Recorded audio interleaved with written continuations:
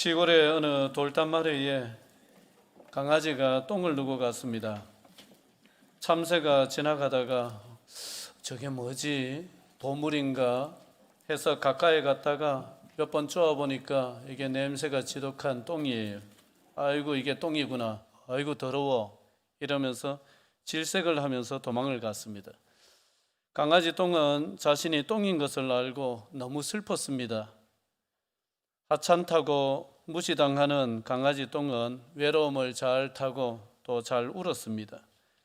그러다가 농부가 흙을 싣고 가다가 흙이 거기에 떨어졌는데 이 흙덩이도 그 옆에 강아지 똥을 보고 아이고 똥이잖아 이러면서 놀렸습니다. 자기도 흙덩이인데 그래도 자기는 똥은 아니라는 거죠. 그러자 놀림을 받은 강아지 똥이 울었습니다. 그러니까 이제 흙덩이가 미안했던지 자기가 살아온 인생 이야기를 들려주면서 또 이런 얘기를 해주었습니다. 하나님은 쓸데없는 물건은 하나도 만들지 않으셨어. 너도 꼭 무엇인가 귀하게 쓰일 거야. 이런 말을 남기고 농부가 다시 와서 그 흙을 가져갔습니다. 흙덩이가 해주고 떠난 말이 강아지 똥이에게는 작은 희망이 되었습니다. 어느 봄날에 강아지 똥 앞에 민들레가 하나 싹을 틔웠습니다. 그래 민들레를 보니까 강아지 똥이 너무 부러운 거예요. 야, 쟤는 어떻게 저렇게 예쁠 수 있을까? 나는 똥인데. 그런데 이제 민들레가 강아지 똥에게 이런 얘기를 해줍니다. 아니야. 우리는 네가 거름이 되어줘야 꽃을 피울 수가 있어. 너는 우리에게 꽃을 피워줄 수 있는 거름이 되어줄 수 있어. 이렇게 이야기를 해주었습니다. 강아지 똥은 자기 같은 냄새나는 똥이 저렇게 예쁜 꽃을 피우는 거름이 될 수 있다는 말을 듣고는 너무나 기뻤습니다. 비가 왔습니다. 강아지 똥은 비에 허물허물 사라지더니만은 민들레 뿌리로 내려가서 민들레 뿌리에 흡수가 되어가지고 노랗고 아주 예쁜 꽃을 피웠습니다. 안동 일직교회에 오랫동안 종직이로 계셨던 권정생 선생님, 그 선생님이 지은 어린이 동화 강아지 똥이라는 동화의 이야기입니다. 강아지 똥이 자신을 쓸모없다고 생각하는 동안에는 그 자리가 자기가 있는 자리가 눈물의 자리였습니다마는 마음에 그 흙덩이가 들려줬던 그 말, 하나님은 쓸데없는 물건은 하나도 만들지 않으셨어. 너도 꼭 무엇인가 귀하게 쓰일 거야. 이 말을 품는 순간부터 그 눈물의 자리는 서서히 꽃자리로 바뀌기를 시작을 했던 것입니다. 창세기 1장부터 11장까지가 원역사라고 말씀을 드렸고 그 원역사 한 2번 정도 살펴보다가 중간에 행복으로 초대 또 추수감사절 절기가 있어서 끊겼다가 오늘 다시 창세기 원역사 돌아왔습니다. 오늘은 세 번째 시간으로 하나님이 아담을 만드신 이야기를 살펴보겠습니다. 창세기 1장에도 하나님이 인간을 만드신 이야기가 나오고 2장에도 인간을 만드신 이야기가 나옵니다. 그런데 조금 다루는 각도, 분위기가 조금 차이가 있죠.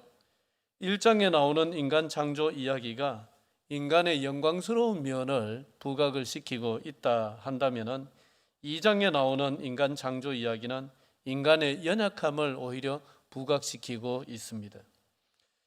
그리고 우리가 다 읽지는 않았지만은 2장 4절부터 그 뒤에 17절까지 아니면은 그 뒤에 끝까지 이래 보시면은 인간 창조 이야기가 크게 보면은 세 부분으로 짜여져 있습니다. 앞부분은 남자를 만드신 이야기, 저 뒤에는 여자를 만드시고 또 둘을 맺어 주셔가지고 가정을 이룬 이야기, 중간에 무슨 얘기가 있느냐? 에덴 동산 이야기가 있습니다. 우리가 잘 아는 선악과 생명나무, 그 이야기가 중간에 끼어 있습니다. 그러니까 가운데 에덴 동산이 있고 그 앞에는 남자를 지으신, 뒤에는 여자를 지으신 이 이야기가 이렇게 둘러싸고 있는 짜임새입니다. 이 짜임새가 가지고 있는 의미는 뭐냐라고 했을 때에 사람에게 있어서 에덴 동산은 무엇이며 인간의 삶에 에덴이라는 곳은 도대체 어디에 있는 것인가? 이런 물음을 던져주고 있는 짜임새입니다. 자, 그걸 가지고 한번 여러분들에게 질문을 해보겠습니다. 에덴이 어디에 있습니까? 에덴 동산이 어디 있습니까? 에덴에 있습니다. 명답입니다. 에덴이 어디에 있습니까? 에덴에 있습니다. 대구가 어디에 있습니까? 대구에 있습니다. 의성이 어디 있습니까? 의성에 있습니다. 이거보다 명쾌한 답은 없습니다. 에덴이 어디에 있느냐? 오늘 우리가 읽은 부분에서 7절에서는 에덴이 티끌 속에 있다, 그렇게 말씀합니다. 자, 7절 같이 한번 읽어볼까요? 시작. 여호와 하나님이 땅의 흙으로 사람을 지으시고 생기를 그 코에 불어넣으시니 사람이 생명이 되니라. 하나님이 땅의 흙으로 사람을 지으셨습니다. 그러니까 사람이 어디에서 왔습니까? 그 앞에 하나 더 있지요? 땅에서 왔습니다. 땅에서. 우리 말로는 이게 그냥 밋밋한데 그 히브리어 원어로는 여기에 굉장히 언어 유희가 사용이 되어 가지고 재미있게 되어 있습니다. 땅이 뭐냐 하면은 땅이 아담합니다. 사람은 뭐냐? 아담입니다. 비슷하죠? 아담아. 거기에 뒤에 미음자를 앞쪽으로 당겨가지고 붙여버리면 아담이 되죠. 그래서 아담아라는 땅하고 사람이라는 아담하고는 사실 같은 거라는 말입니다. 다르지 않다는 거예요. 이게 우리가 뭐 어렵지 않게 이해를 할 수 있고 우리가 또 항상 경험하는 것입니다. 사람에게 있어서 땅은 생명이에요. 땅에서 태어나서 땅에서 나는 것을 먹고 땅을 일구면서 살아갈 수밖에 없고 죽으면 또 어디로 갑니까? 땅 속으로 갑니다. 그러니까 인간이 땅하고 결국 한 덩어리라는 거예요. 항상 땅을 밟고 살잖아요. 그 다음에 인간이 땅에서 왔다 그러시고 그 다음에 인간은 무엇으로 만들었다 그러십니까? 흙으로 만들었다 그러십니다. 사람을 땅의 흙으로 만드셨다. 흙이라는 말도 아자로 시작됩니다. 아파르. 그 아파르를 가지고 아담을 만드셨다. 그 우리말로는 흙이다 이래서 무슨 흙덩어리 이런 것을 생각하기 쉬운데 원어적인 의미는 흙먼지입니다. 티끌입니다. 티끌. 그러니까 이 사람을 티끌로 만드셨다. 달리 얘기를 하면은 우리 사람, 우리 인간이 사실은 뭐라는 거예요? 티끌과 같은 존재다. 티끌에 불과한 존재다. 그렇게 말씀을 하는 것입니다.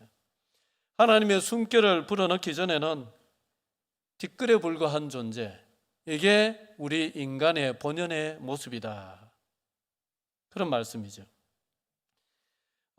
왜 우리는 살아가면서 누군가의 말 한마디에 그렇게 흔들리고 왜 보이지도 아니하는 감기 바이러스가 들어왔다 하면은 맥을 못 추고 아파야 하고 강한 것처럼 보이는데 왜 이렇게 말 한마디에도 밤잠을 못 자고 힘들어하고 또 보이지 아니하는 작은 바이러스에도 왜 이렇게 아파야만 하는가?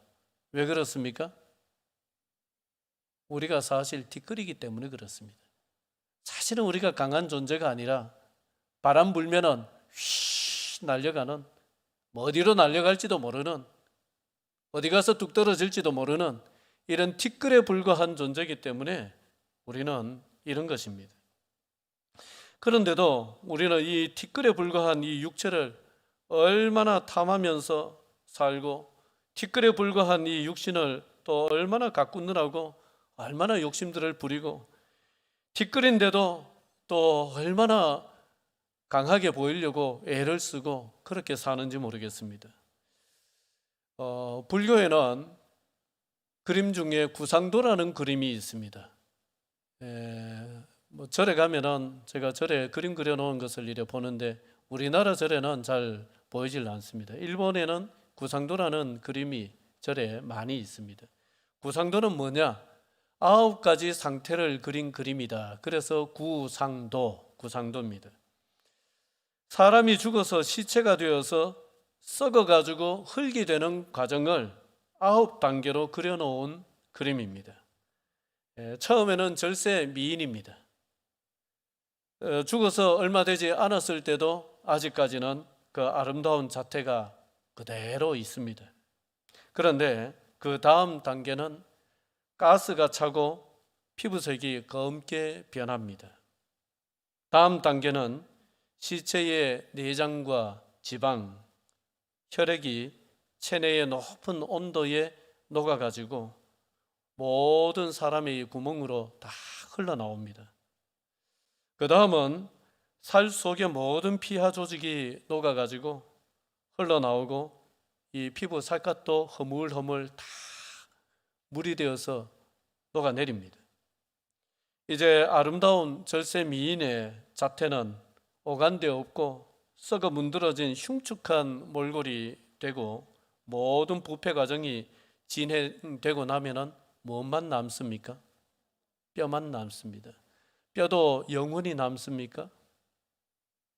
뼈도 시간이 지나면은 굵은 뼈는 좀 오래 버티지만은 얇은 뼈들은 다 이것이 분해되고 부패되고 분해되고 해서 다 흙이 되고 말지요. 더 시간이 지나면은 두꺼운 뼈도 다 흙으로 돌아가고 마는 것입니다. 이 구상도라는 그림은 아름다운 여인을 소재로 해서 주로 그립니다. 왜 아름다운 여인을 소재로 해서 그리느냐? 남자들의 욕망의 대상이 아름다운 여인입니다. 여자들의 평생 또 바라는 최고 가는 욕구 중에 하나가 아름다워지는 것입니다. 동의가 안 됩니까? 예. 그리고 비단 이제 아름다운 여인의 몸이 아니라 이것은 인간의 욕심과 욕망을 아름다운 여인으로 형상화해 놓은 것이죠. 인간이 바라는 탐하는 모든 그 결정체를 아름다운 여인의 몸으로 표현을 해 놓은 그림입니다. 그래서 결국 그렇게 인간이 탐하고 또 바라고 또 추구하고 하던 모든 것들이 시간이 지나면은 다 썩어진다는 거예요. 그렇게 갖고 싶었는데 여러분, 썩어서 썩은 물이 흘러나오는 그걸 부여잡고 그걸 부둥켜 안을 사람이 세상 천지에 어디에 있겠습니까? 사실 우리가 그토록 바라고 욕망하고 욕구하는 이 모든 것들이 나중에 시간이 지나면은 사실은 그렇다는 거예요.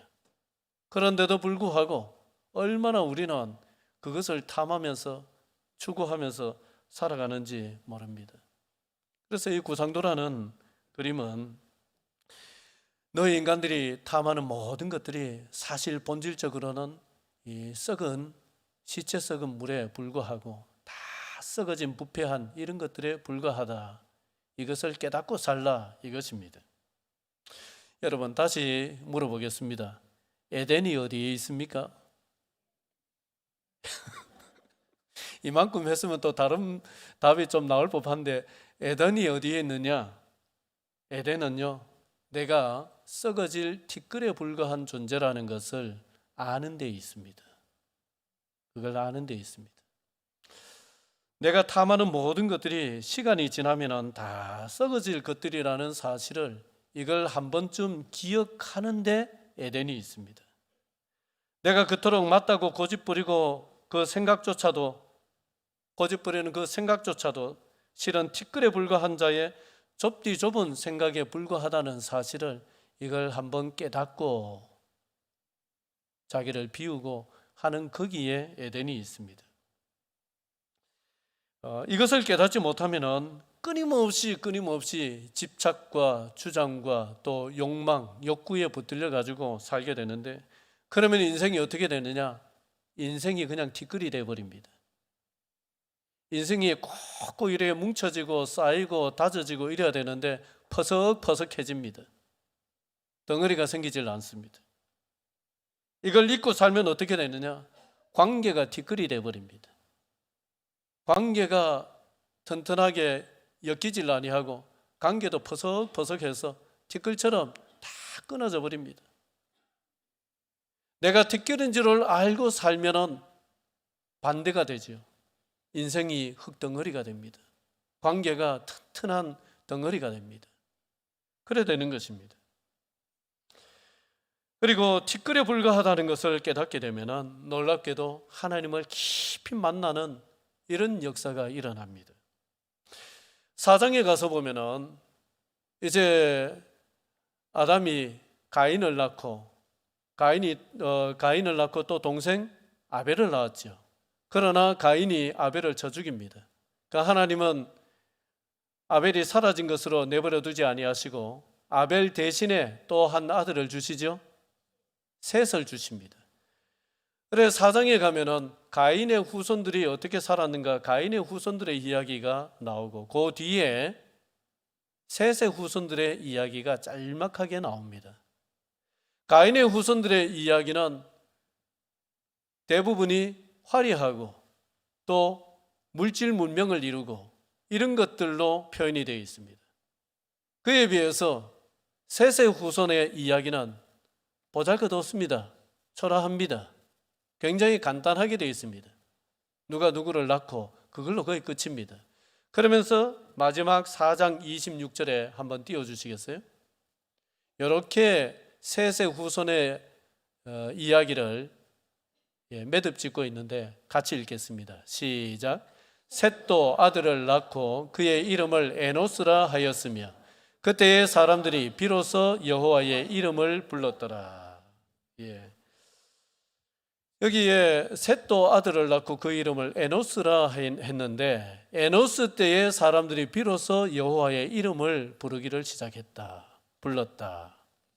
이게 무슨 말씀이냐? 저 에노스라는 이름의 뜻에 이 말씀의 묘미가 담겨 있습니다. 에노스라는 이름의 뜻은 뭐냐 하면은 연약한 자, 죽을 수밖에 없는 자, 그런 뜻입니다. 오늘 인간을 뭘로 만드셨다고 했어요? 땅의 흙으로. 그 흙이 뭐라고 했죠? 그게 티끌입니다. 에노스가 바로 그 의미를 담고 있는 거예요. 우리는 대단해 보이나 사실은 우리는 뭐다? 티끌이다. 내가 대단해 보이지만은 사실은 내 모든 것이 티끌에 불과하다. 나는 연약한 존재이고 나는 결국 하나님의 때가 되면은 죽을 수밖에 없는, 땅으로 돌아갈 수밖에 없는 연약한 존재이다. 그게 에노스입니다. 이걸 깨달았을 때에 사람들이 비로소 누구를 부릅니까? 여호와를 부릅니다. 여호와의 이름을 부르기를 시작합니다. 이게 얼마나 진리의 말씀입니까? 이보다 더 진리의 말씀이 어디에 있습니까? 사람은 연약해졌을 때 비로소 하나님을 찾고 죽을 지경이 되었을 때에 비로소 고래 힘줄보다 질긴 교만과 이 고집, 아집, 이것이 꺾여요. 그래서 진실하게 하나님을 찾게 되는 것입니다. 이게 저와 여러분, 우리 인간입니다. 여러분, 에덴이 어디에 있습니까? 에덴은 없습니다. 에덴은 사라졌습니다. 오직 에덴이 있다면 어디에 에덴이 있느냐? 내가 티끌 같은 존재라는 것을 깨달은 그 심령 안에 내가 티끌에 불과한, 내가 연약한, 내가 절대적이지 아니하고 하나님이 정하신 때가 되면 나는 언제든지 흙으로 돌아갈 수밖에 없는 연약한 존재에 불과하다는 이 사실을 깊이 깨닫고 여호와의 이름을 부르는 그곳에 에덴이 있습니다. 에덴이 어디에 있느냐? 에덴은 성령 속에 에덴이 있습니다. 7절과 8절 같이 읽겠습니다. 시작. 여호와 하나님이 땅의 흙으로 사람을 지으시고 생기를 그 코에 불어넣으시니 사람이 생명이 되니라. 여호와 하나님이 동방의 에덴에 동산을 창설하시고 그 지으신 사람을 거기 두시니라. 생명이 된 사람을 에덴 동산을 창설하시고 에덴에 두셨다. 하나님은 땅에 티끌에 불과한 우리를 당신의 숨결을 불어넣으셔가지고 움직이는 존재, 생명이 되게 하셨습니다. 그러니까 우리 인간은 티끌에 불과한 연약한 존재, 사실 티끌이 무슨 가치가 있습니까? 가치가 별로 없는 존재이지만은 하나님의 숨결을 불어넣으시면은 특별한 존재가 됩니다. 특별해집니다. 비슷한 장면이 에스겔 37장에 나옵니다. 에스겔 37장에 보면 하나님께서 에스골 골짜기라는 곳에 에스겔을 데리고 가셨습니다. 그러면서 뭘 보여주시는데 언제 죽었는지, 이미 죽은 지 오래돼가지고 다 썩어지고 부패하고 뭐만 남았느냐? 뼈만 남아있는 그런 골짜기입니다. 무수한 뼈가 있습니다. 다 뼈예요. 그래 하나님이 이 에스겔에게 물어보십니다. 인자야, 이 뼈들이 능히 살겠느냐? 에스겔이 자신이 없지요.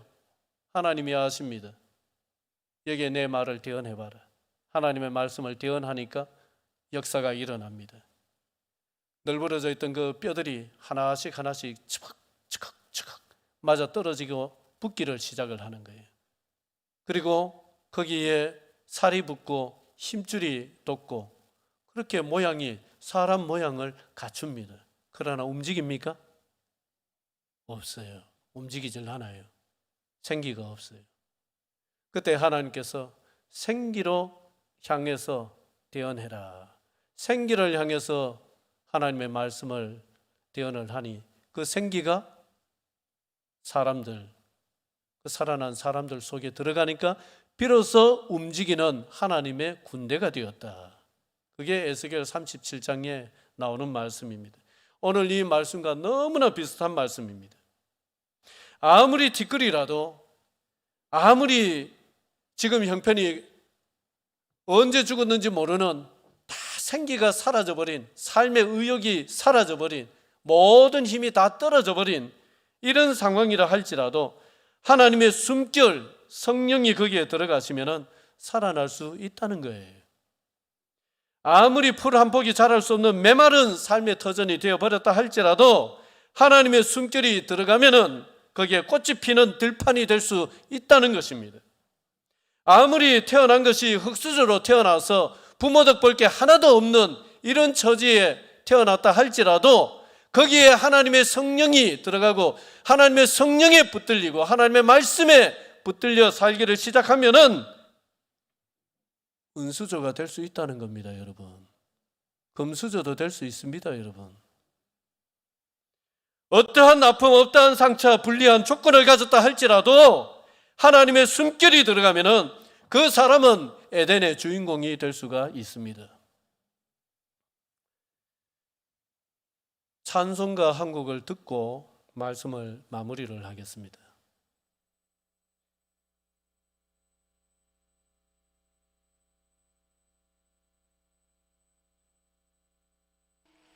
나의 영원하신 기업 생명보다 귀하다. 나의 갈 길 다가도록 나와 동행하소서. 주께로 가까이 주께로 가오니 나의 갈 길 다가도록 나와 동행하소서. 세상 부귀 안일함과 명예버리고 모든 명예버리고 험한 길을 가는 동안 따라 부르셔도 됩니다. 가는 동안 나와 동행하소서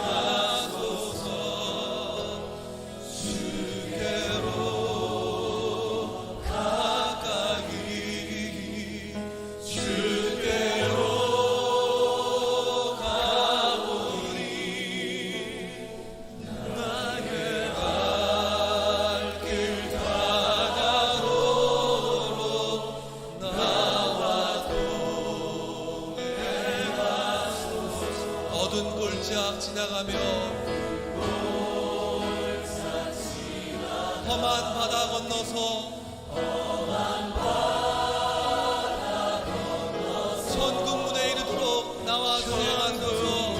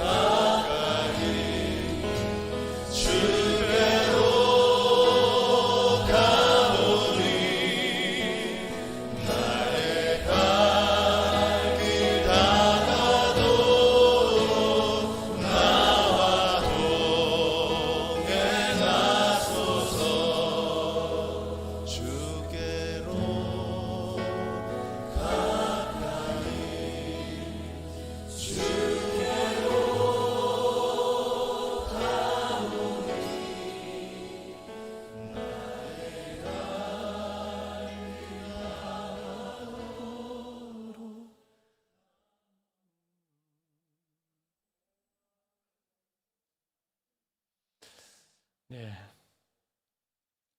우리가 방금 들었던 찬송은 우리나라 성도들이 가장 좋아하는 찬송 중에 하나입니다. 정말 은혜로운 찬송입니다. 이 찬송을 지은 사람은 미국의 화니 크로스비 여사입니다. 생전에 찬송가를 8,000곡을 지었습니다. 이 찬송을 포함해서 많은 찬송이 우리 찬송가에 들어와 있습니다.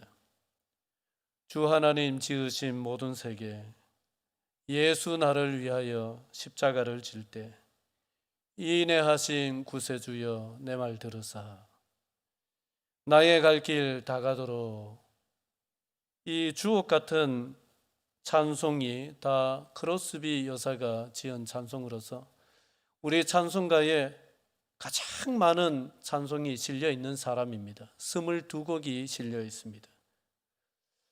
다 찾아봤는데 우리가 모르는 곡이 거의 없습니다. 주옥 같은 찬송을 지은 이 크로스비 여사는 앞을 보지 못하는 시각장애인입니다. 태어난 지 6개월 만에 눈에 염증이 생겼고 담당 의사가 잘못 치료하는 바람에 영원히 앞을 보지 못하는 시력을 잃은 사람으로 평생을 살게 되었습니다. 할머니가 믿음이 좋았습니다. 어린 크로스비를 안고 항상 성경 이야기를 들려주고 찬송을 불러주고 또 좋은 시를 읊어줬습니다. 나중에 크로스비 여사는 이렇게 고백했습니다. 내가 육신의 눈으로 세상을 보지 못했기에 영혼의 눈으로 하나님을 더 가까이 보게 되었습니다. 실명은 하나님이 저에게 주신 최고의 선물입니다. 이것이 크로스비 여사의 찬송이 한 곡도 아니고 모든 곡이 부르는 사람이나 듣는 사람 심금을 울리는 이유입니다. 은혜로운 찬송이나 찬양곡은 저절로 생겨나지를 않습니다. 가마 안에서 쇠도 녹이는 1500도의 고온을 이겨내야 찬란한 빛을 내는 도자기가 만들어지듯이 고난을 이겨낸 신앙이 있어야 이런 찬송이 만들어집니다. 우리가 부르거나 들을 때 심령에 감동이 있는 찬송들은 조사를 해보면 다 이런 구구절절 고난을 이겨낸 사연들이 있습니다. 구상시인의 꽃자리라는 시가 있습니다. 제가 한번 읽어드리겠습니다. 반갑고 고맙고 기쁘다. 앉은 자리가 꽃자리니라. 네가 사방 시방 가시방석처럼 여기는 너의 앉은 자리가 바로 꽃자리니라. 나는 내가 지은 감옥 속에 갇혀 있고 너는 네가 만든 쇠사슬에 매여 있고 그는 그가 엮은 동아줄에 묶여 있다. 우리는 저마다 스스로의 굴레에서 벗어났을 때 그제서 세상이 바로 보이고 삶의 보람과 기쁨을 맛본다. 앉은 자리가 꽃자리니라. 네가 시방 가시방석처럼 여기는 너의 앉은 자리가 바로 꽃자리니라. 구상 시인은 가톨릭 신자였습니다. 그러나 진실한 하나님을 믿는 신앙을 가진 사람이었습니다. 크로스비 여사는 불행한 자신의 처지를 비관하지 않고 그것을 신앙으로 승화를 시켜서 결국 자신의 인생을 꽃자리로 만들었습니다. 뿐만 아니라 당신이 지은 찬송가가 울려 퍼지는 모든 사람들의 마음까지 꽃자리가 되게 하였습니다. 에덴이 어디에 있습니까? 에덴은 어디에도 없습니다. 에덴은 주의 성령을 먹고 마시면서 지금 내 자리가 눈물의 자리라 할지라도 지금 내가 살아가는 나의 인생이 광야 같은 인생이라 할지라도 거기에 굴하지 아니하고 또 다시 일어나서 한 걸음을 내디딜 때에 거기에 에덴이 있습니다. 한 걸음 한 걸음 눈물로 내디든 그 지나간 자리가 꽃자리가 되는 것입니다. 아니 지금도 성령을 힘입어서 오늘을 이겨내고자 몸부림치면서 또 아픈 가슴 부둥켜 안고 또 절망스러운 상황을 이겨내고자 주여 부르짖으면서 한 걸음을 내딛는 그 모습 속에 꽃자리가 있고 그 모습 속에 에덴이 있고 결국 그 삶이 쌓이고 결국 그 눈물이 쌓여서 그 인생에 에덴이 찾아옵니다. 여러분, 에덴은 어디에도 없습니다. 에덴은 찾아가는 곳이 아니라 만들어가는 것입니다. 여러분들의 삶을 에덴으로 만들어 가십시오. 하나님께서 버려두지 아니하시고 여러분과 꼭 함께 하실 것입니다. 기도드리겠습니다.